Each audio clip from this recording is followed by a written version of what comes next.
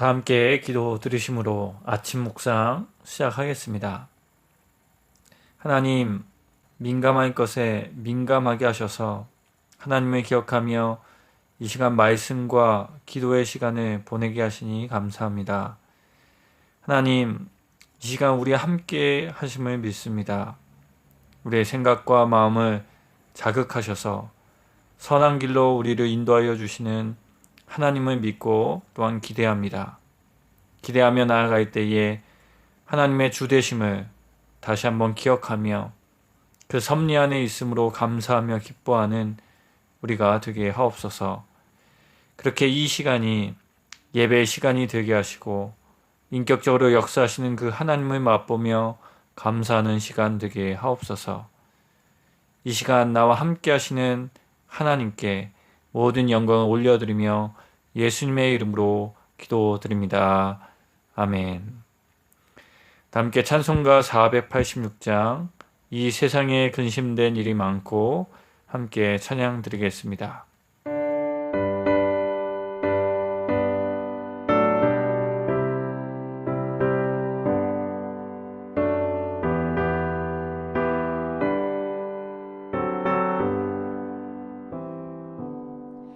이 세상에 근심된 일이 많고 참 평안을 몰랐구나.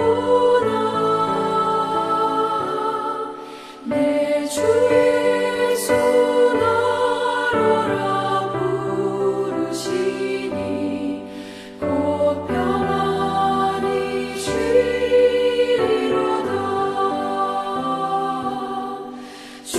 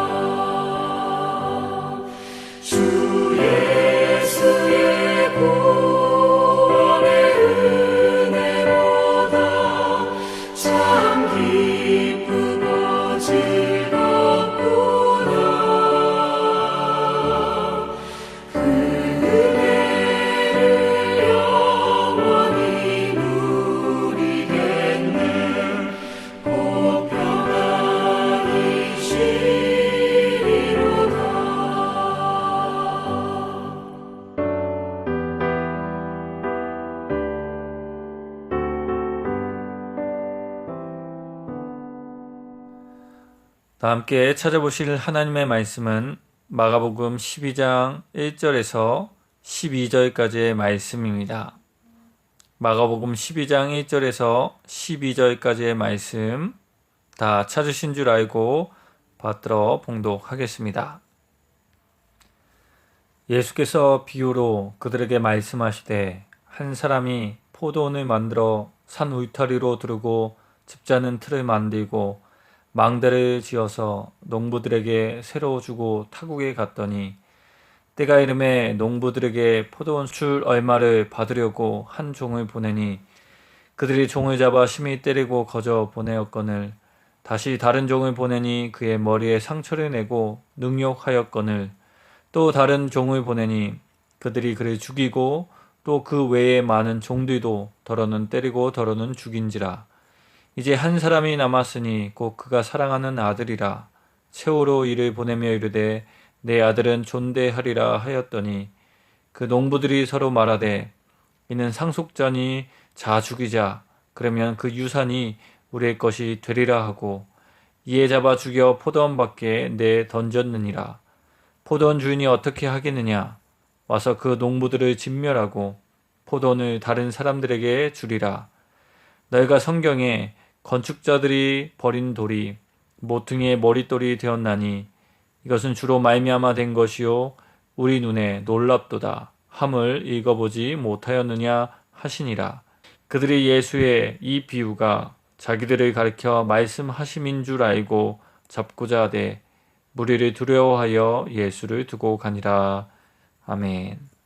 예수님 당시 갈릴리에는 로마인들이 소유한 포도원이 많이 있었다고 합니다. 그리고 그 포도원을 가꾸는 것은 갈릴리 유대인의 몫이었다고 합니다. 지금으로 말하면 소작인으로 취업을 한 것입니다. 그래서 소작인들은 포도 수확을 하면 그중 일부를 수고비로 받고 나머지는 주인에게 보냈습니다. 곧 소작인에게 해당되는 몫과 주인에게 해당되는 몫이 따로 있었습니다. 그러나 문제는 바로 여기에서 발생합니다. 말씀의 비유에서 소작인들이 주인에게 해당되는 몫을 주지 않기로 결정하였기 때문입니다. 그리고 그들은 결정한 대로 상상하기 어려운 나쁜 짓을 하게 됩니다. 주인이 자신의 몫을 가져가기 위하여 보낸 종을 때리고 죽이고 돌로 쳤습니다. 이렇게 하기를 여러 차례 하였지만 그들은 여전히 악독한 짓을 행하였습니다. 이에 주인은 최후의 방법으로 하나밖에 없는 자기 아들을 보냅니다. 이 소식을 들은 소작인들은 자신들끼리 이야기를 합니다. 말씀 7절입니다. 그들이 서로 말하되 이는 상속자니 자 죽이자.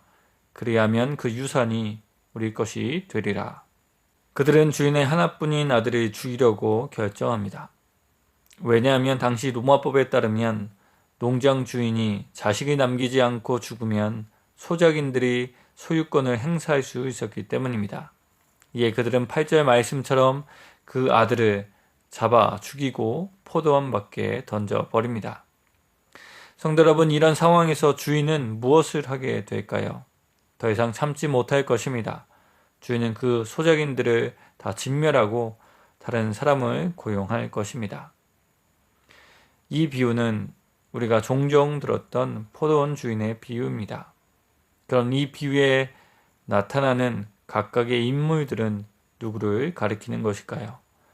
여기서 포도원 주인은 하나님 되십니다. 포도원 주인의 아들은 예수님이시고 포도원의 소작인들은 종교 지도자들을 의미합니다. 그렇습니다. 예수님은 이 비유를 통하여 당시 종교 지도자들의 악함을 꼬집고 계십니다. 어떤 악함이었을까요? 성도 여러분, 오늘 말씀을 묵상하며 알게 되는 것은 하나님의 몫과 우리의 몫이 있다는 것을 알게 됩니다. 물론 우리의 몫도 하나님이 주신 것이지만 그럼에도 불구하고 나의 몫과 하나님께 돌려야 할 몫이 있다는 것에 대해서 생각하게 되어집니다. 그래서 우리는 이 말씀을 보며 나의 몫이 무엇인지 또한 하나님께 돌려야 할 몫이 무엇인지 생각하게 됩니다. 성도 여러분, 하나님께 돌려야 할 몫과 나에게 허락된 몫이 무엇일까요? 여기서 몫이란 수고하여 얻게 되는 일용할 양식일까요? 네, 일부분 맞습니다. 하나님은 우리 모두에게 생명과 삶이라는 포도원을 주십니다. 또한 그 포도원을 잘 가꿀 수 있도록 우리를 지도하십니다. 오늘 1절의 말씀처럼 포도원에 필요한 모든 것을 다 마련해 주십니다. 뿐만 아닙니다. 일용할 양식을 약속해 주심으로 하루를 성실하게 감당하게 하십니다. 그렇게 공급하시는 하나님을 신뢰하게 하셔서 오늘의 삶을 감당하게 하십니다. 하지만 이러한 의미로 하나님의 몫에 대하여 생각하면 해석이 잘 되지 않습니다. 왜냐하면 하나님은 일용할 양식, 물질이 필요하신 분이 아니시기 때문입니다. 또한 얼만큼 드려야 하나님께 해당되는 것을 드렸다고 말할 수 있을까요? 사실 우리는 그것을 잘 알 수 없습니다. 그렇다면 하나님께 해당되는 몫은 무엇일까요? 이것이 물질도 아니고 계산의 영역도 아니라면 그것은 무엇일까요? 저는 그것이 영광이라고 생각합니다. 모든 것의 주인 되신 하나님께서 우리에게 바라시는 것은 물질과 숫자가 아니라 바로 그 은혜를 주신 하나님께 영광 돌리는 것입니다. 그렇다면 여기서 영광을 돌리는 것이란 무엇을 의미할까요? 이것을 우리는 너무 어렵게 생각합니다. 그래서 때때로 영광을 내가 생각하는 영광으로 이해하고 그것을 수치화시킵니다. 그래서 숫자가 높고 부피가 큰 것만이 하나님께 영광 돌리는 것으로 이해합니다. 그러나 오늘 비유를 통해서 볼 때 영광을 돌린다는 것의 의미가 그렇지 않다는 것을 보게 됩니다. 왜냐하면 하나님이 소작인들에게 가장 먼저 요구했던 것은 물질이 아니라 주인을 주인으로 인정하는 것에 있었기 때문입니다. 만약 그들이 주인을 주인으로 인정했다면 그들은 주인의 요구에 당연히 응했을 것이기 때문입니다. 그렇습니다. 성도 여러분, 하나님은 모든 것의 주인이시기 때문에 무엇인가를 더 필요로 하지 않으십니다. 몫을 더 많이 받고자 하는 것이 그분의 뜻이 아닙니다. 주인이 원하는 것은 그 주인을 인정하고 주인이 베푼 은혜와 사랑을 즐거워하며 그 주인으로 말미암아 기뻐하고 감사하는 것입니다. 이것을 신앙의 언어로 바꾸어 말한다면 이렇게 이야기할 수 있을 것입니다. 하나님께 영광 돌리는 것은 무엇보다도 하나님을 나의 주님으로 인정하는 것입니다. 그리고 성경에 쓰여진 하나님께서 바로 나의 주님 되시기에 기뻐하고 만족하며 감사하고 의지하는 것입니다. 이것이 피조물인 우리가 창조주께 드려야 할 몫입니다. 이것 외에 우리가 드릴 것은 없습니다. 이미 하나님은 다 가지고 계시기 때문입니다. 그런데요, 하나님의 이런 요구는 너무나 기본적인 것입니다. 그렇지만 하나님은 우리가 생각하기에 너무 당연한 것을 통해서 영광 받으시겠다 하셨습니다. 하나님은 정말 참 선한 분이심을 다시 한번 느끼게 됩니다. 그러나 바로 종교 지도자들은 이 부분을 놓쳤습니다. 그들은 하나님의 주님 되심을 잊어버렸습니다. 그리고 모든 영광을 자신들이 가져갔습니다. 곧 하나님의 주님 되심을 기뻐하는 것을 버렸습니다. 더 나아가 하나님의 자리에 앉으며 이스라엘 백성 위에 군림하였습니다. 곧 그들은 하나님의 것을 탐한 악을 행한 것입니다. 그런데 정말 부끄러운 일이지만 이와 같은 일은 지금도 일어나고 있습니다. 정말 부끄러운 이야기지만 얼마 전 한국에서는 리더 훈련이라는 명목 아래 성도들에게 인분을 먹게 했다는 기사가 보도되었습니다. 이것 외에 참 어이가 없다고 생각하는 것들이 소위 신앙훈련 과정에 있었습니다. 아마 이 훈련 과정을 넣고 분명히 이렇게 하는 것이 하나님께 영광 돌리는 사람이 되는데 필요한 것이라 말했을 것입니다. 성도 여러분, 왜 이런 일이 일어나는 것일까요? 하나님이 원하시는 것, 가장 기본적인 것, 너무나 당연한 것을 잊어버렸기 때문은 아닐까요? 그래서 성도 여러분, 오늘 말씀과 이런 사건 앞에서 우리는 우리의 신앙과 삶을 살펴보게 됩니다. 우리는 무엇을 가장 기뻐하며 살아가고 있을까요? 우리에게 기쁨의 대상이 되는 것은 무엇일까요? 우리가 가장 의지하고 가장 먼저 찾게 되는 그 대상이 누구일까요? 우리는 하나님께서 우리를 인도하시는 선한 주님 되심을 인정하며 오늘을 살아가고 있을까요? 이 질문을 할 때에 우리는 우리의 마음이 다소 무거워지게 됨을 느낍니다. 그러나 말씀을 보면 우리 마음에 위안을 얻게 됩니다. 소망을 발견하게 됩니다. 성도 여러분, 오늘 말씀을 보시면 정말 이해되지 않는 것 하나를 발견하게 됩니다. 그것은 주인이 이상하리만큼 계속 참는다는 것입니다. 당시 주인은 악독 소장인들을 여러 가지 방법으로 처벌할 수 있었습니다. 그 당시 로마법으로 그 소작인들을 징계하는 것은 그렇게 어려운 일이 아니었습니다. 곧 주인은 그들을 어떻게 할 방법이 없어서 참은 것이 아니었던 것입니다. 그러나 주인은 참습니다. 심지어 자신의 하나밖에 없는 아들을 그 악독한 소작인들에게 보냅니다. 우리는 그 아들이 하나님의 독생자 예수 그리스도라는 것을 알고 있습니다. 성도 여러분, 왜 하나님은 이렇게까지 하셨을까요? 답은 한 가지밖에 없다 생각이 되어집니다. 바로 기회를 주신 것입니다. 계속 참고 있는 그 주인의 은혜와 사랑을 기억하며 주인을 주인으로 인정할 수 있도록 기회를 주신 것입니다. 비록 그들은 예수님을 십자가에 못 박음으로 그 기회를 놓쳤습니다. 하지만 우리에게 이 기회는 여전히 살아 있습니다. 그렇습니다. 하나님은 우리에게 계속해서 기회를 주십니다. 오래 참으실 뿐만 아니라 계속해서 우리에게 말씀하시며 예수님을 바라보게 하십니다. 예수님을 바라보며 우리의 주님 되신 하나님이 어떤 분인지 기억하게 하십니다. 그렇게 주님의 은혜와 사랑을 기억하며 내가 믿는 하나님을 나의 주님이라 고백하게 하십니다. 그렇게 정죄감으로 인하여 무거워지는 우리의 마음에 위안을 얻을 뿐만 아니라 힘을 얻어 다시 믿음의 길로 나아가게 됩니다. 모쪼록 오늘 하루 이 말씀을 기억하며 더 깊은 묵상의 자리로 나아가는 우리 모두가 되길 주님의 이름으로 강복하며 이 말씀을 전해드렸습니다. 함께 기도드리겠습니다. 창조주 되신 하나님, 우리가 무엇으로 주님께 영광을 올려드리겠습니까? 이런 우리들에게 하나님을 하나님으로 인정하면 된다. 하나님을 나의 주님이라 믿으며 의지하면 된다. 나를 위하여 아들을 보내시고 십자가에 달리게 하신 그 은혜의 하나님을 믿고 기뻐하면 된다. 라고 말씀하여 주시니 감사합니다. 또한 이렇게 고백하며 살아갈 수 있도록 우리를 인격적으로 인도하여 주시니 감사합니다. 하나님, 이 인도하심에 민감하게 반응하는 우리가 되게 하옵소서.